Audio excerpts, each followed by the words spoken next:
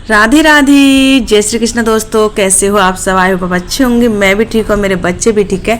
तो यहाँ पे आप लोग देख रहे हो कि यहाँ पे मैं फेरी वाले भैया से कपड़े देख रही हूँ। कपड़ों में क्या है वो भी बता देती हूँ। ये है सूट के कपड़े, जो सलवार कुर्ता ये होता है ना, तो ये रेडीमेड नहीं है और पीस हैं, जो पीस मिलते हैं ना सूट के, वो हैं।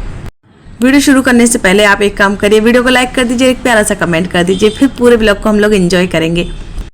अगर आपने सुबह वाला वीडियो नहीं देखा है तो वो मेरे पहले चैनल बाबूम पर जाकर आप लोग ज़रूर देखिएगा। बहुत ही अच्छा व्लॉग है जिसमें कि मैंने अपने मायके का व्लॉग शेयर किया है, जहाँ से मेरी विदाई हो रही है। सिर्फ मेरी ही नहीं, मेरी सिस्टर की भी। हम दोनों बहनें यहाँ पे अलीगढ़ में आ गए हैं। अभी ये मेरी सिस्टर का ही घर है, आप लोग देख पा रहे हो। बाहर ये हम लोग बैठे हुए थे तो यहाँ पे ये एकदम से ये भैया निकले।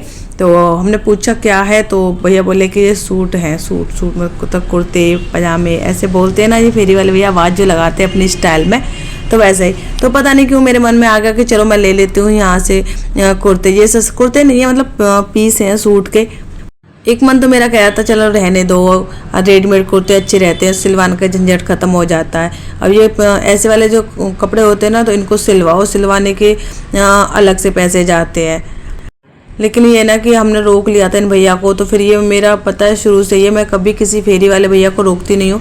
पहली बार तो हमारी मथुरा में इतने फेरी वाले ऐसे भैया आते नहीं हैं, और आते भी होंगे तो हमें पता नहीं, हम लोग तो ऊपर रहते हैं तो आवाज़ भी नहीं आती। तो मतलब मैंने कभी ऐसे फेरी वाले भैया से मथुरा में नहीं खरीदे हैं कपड़े। एक दो बार तो मैंने खरीदे हैं। पिछली बार मैं शालू के यहाँ आई थी, शायद एक साल हो गया। तब मैंने प्लाजो खरीदे थे यहाँ पे, और बिल्कुल इसी जगह से खरीदे थे, यहाँ पे हम लोग खड़े हैं ना अभी यहीं से। बहुत सस्ते प्लाजो मुझे मिले थे। 100 रुपये में प्लाजो मुझे मिले थे। तो मैंने एक साथ 3 प्लाजो ले लिए थे, क्योंकि इतने सस्ते मार्केट में कहीं भी नहीं मिलते हैं। मन में एक बार को आया भी था चलो रहने देते हैं, नहीं लेते हैं, रेडीमेड कुर्ते ही ले लेंगे, वो सस्ते पड़ जाते हैं। फिर है ना, इसी वजह से ले लिया कि भाई सुबह सुबह का टाइम है, बोहनी का टाइम होता है, देखो दुकानदार का है ना, वो कहते हैं ना कि सुबह की शाम तक पार जाते हैं। तो ऐसे मेरी मम्मी तो शुरू से हमारी मम्मी ने यही सिखाया है कि किसी फेरी वाले को ऐसे बिना मतलब के मत रोको। अगर तुम्हें सामान लेना है तभी रोको, और उसकी बोहनी ज़रूर कराओ। कुछ नहीं ले रहे तो छोटा मोटा कुछ भी खरीद लो उससे, उसको फिर बिना बोहनी के नहीं जाने देना चाहिए, क्योंकि सुबह सुबह का टाइम होता है दुकानदार का, है ना। तो ये हमारे माइंड में शुरू से ही बात सेट है, जब से हमारी मम्मी ने हमको कही। तो हम कभी ऐसे फेरी वाले भैया को कभी भी कोई भी सामान बेच रहे हो तो बिना बात के नहीं रोकते हैं।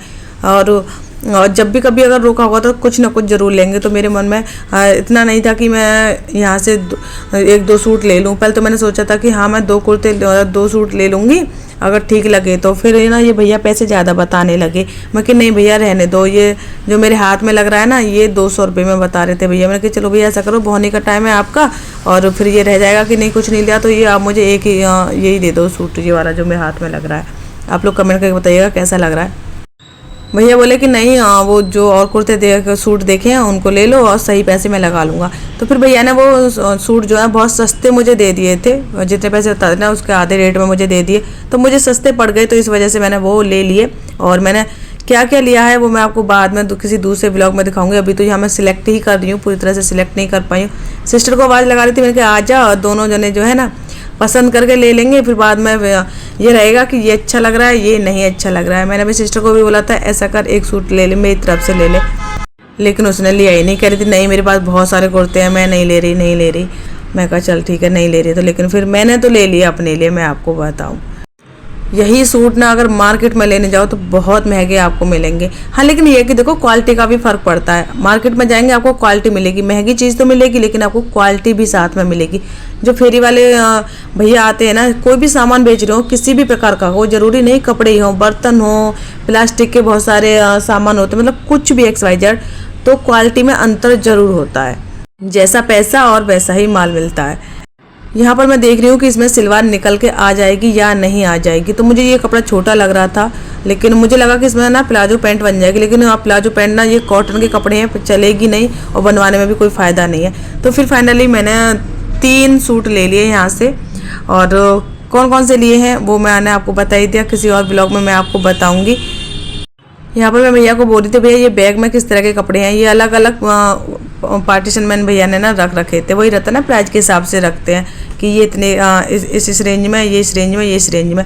तो ये भैया बोले कि ये महंगे। मैं कि दिखाओ तो सही भैया कैसे है। फिर भैया ने ना मुझे इसमें से एक सूट निकाल के दिखाया, और अभी ये जो भैया दिखा रहे ना ये वाला, तो अभी पता है इसका प्राइस कितना बताया भैया ने? इसका बताया 900 रुपये।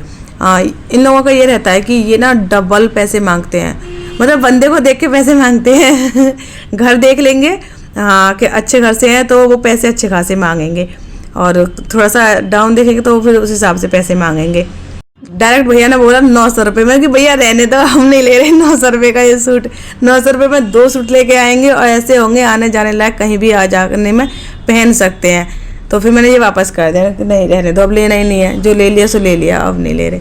तो भैया की भौनी हमने करा दी, और फिर उसके बाद मैं कहा चल शालू अंदर चलते हैं। अब फिर ये इधर जो आपको दिख रहे हैं ना बहुत ज़्यादा कलरफुल है, जैसे कि ऑरेंज, स्काई ब्लू, येलो, ये दुपट्टे जैसे लगते, लेकिन ये दुपट्टे नहीं थे, ये भी सूट ही थे। और यहाँ पे गुड़िया खा रही है खरबूजा, अंदर आके एक पीस लेकर के आई थी। मैं गई थी अकेले अकेले खरबूज खा रही है बाबू, तो बाहर निकल गई। मैं इसके पीछे पीछे गई, मैं कहा अकेले बाहर गई है, कोई है नहीं, देखती हूँ जा करके। देखा तो मेरी सिस्टर बैठी हुई है बाहर की साइड में। मैं कहा चलो मैं भी चलती हूँ अंदर, मैं अकेली बैठे बैठे क्या कर रही हूँ।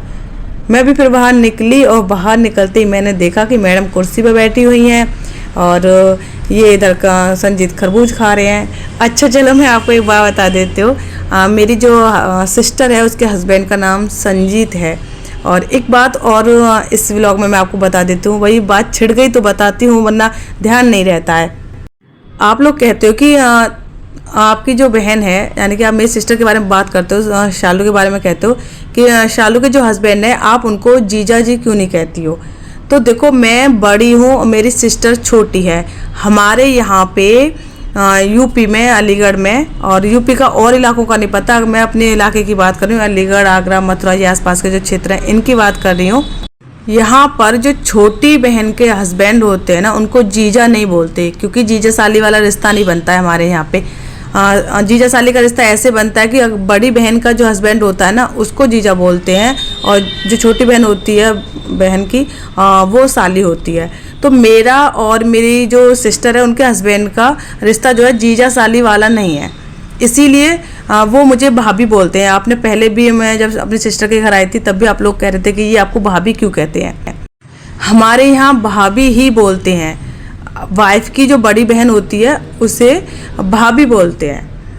इसीलिए मैं शालू के हस्बैंड को जीजा नहीं बोलती हूँ, और वो छोटे हैं, रिश्ते में छोटे हैं, क्योंकि मेरी सिस्टर मुझसे छोटी है तो वो रिश्ते में वो भी छोटे हुए, तो इस वजह से मैं उनका नाम लेती हूँ। मैं संजीत बोलती हूँ, उनका नाम संजीत है। आज आपको इस व्लॉग में 2 बातें पता चल गई।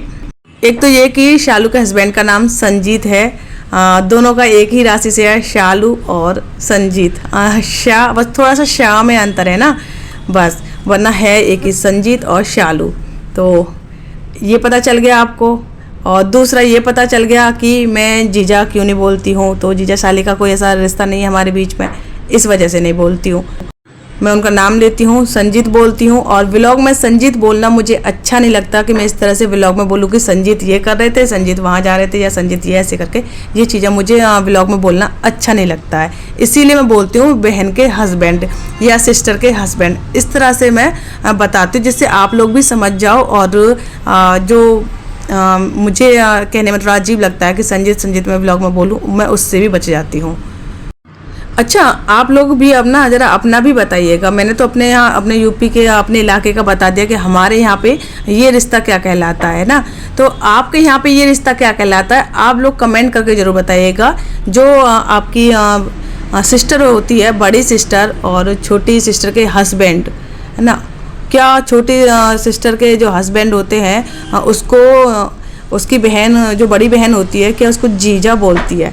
क्योंकि कमेंट आप लोग इसी तरह करते हो, मतलब अपने अपने हिसाब से बताना, जिसके यहाँ पे जैसा भी बोला जाता है ना वही बताना। हमारे यहाँ जो भी था वो मैंने आपको बता दिया।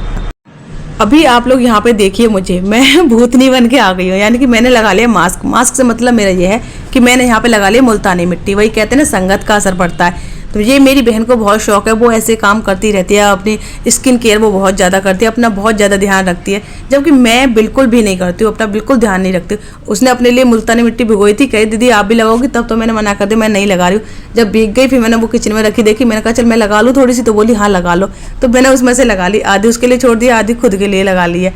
यही रहता है ना कि एक दूसरे को देख के इंसान कर लेता कोई काम, है ना। वैसे तो मैं करती नहीं हूँ, आप लोगों को पता है। हाँ, शादी से पहले मैं बहुत करती थी, लेकिन मेरी सिस्टर तब नहीं करती थी। अपने बारे में एक बात और मैं आपको बताती हूँ, शादी से पहले पता है मैं अपना बहुत ज़्यादा ख्याल रखती थी, बहुत केयर करती थी। और हाँ, शादी से पहले ना मैं बहुत ज़्यादा शर्माती थी, बहुत शर्मीली लड़की थी मैं, बहुत ज़्यादा, बिल्कुल नहीं बोलती थी, बिल्कुल चुप रहती थी। सब लोग ये कहते थे ये बहुत सीधी लड़की है, बहुत ज़्यादा सीधी लड़की है। अब देखो अब मैं कैसी हो गई हूँ। यहाँ पर वंशी क्लिप लगा रही है गुड़िया के, बहुत सारी क्लिप इसने इसके बालों में लगा दी। मैं कहा चल मैं तेरी हेल्प करती हूँ, मैं भी लगवा देती हूँ। मैं भी 3-4 क्लिप मैंने उसमें बैठ के लगवा दी। फिर मैंने कहा मैं लगा दे, या मतलब निकाल दे इसके बालों में से, ये सब के सब चुभ जाएंगी। फिर उसने निकाल दी, ऐसे कर खेल खेल में ऐसे हम लोग कर रहे थे। तो आज की ये वीडियो आप लोगों को कैसी लगी कमेंट करके ज़रूर बताइएगा। और हाँ, जो लोग मेरे चैनल पर नए हैं वो ज़रूर से मेरे चैनल को सब्सक्राइब कर लें, मुझे आप लोगों के सपोर्ट की बहुत ही ज़्यादा ज़रूरत है। तो हम मिलेंगे फिर आपसे आगे आने वाले एक नए वीडियो में। तब तक के लिए आप अपना ध्यान रखें, अपनों का ध्यान रखें। राधे राधे, जय श्री कृष्णा।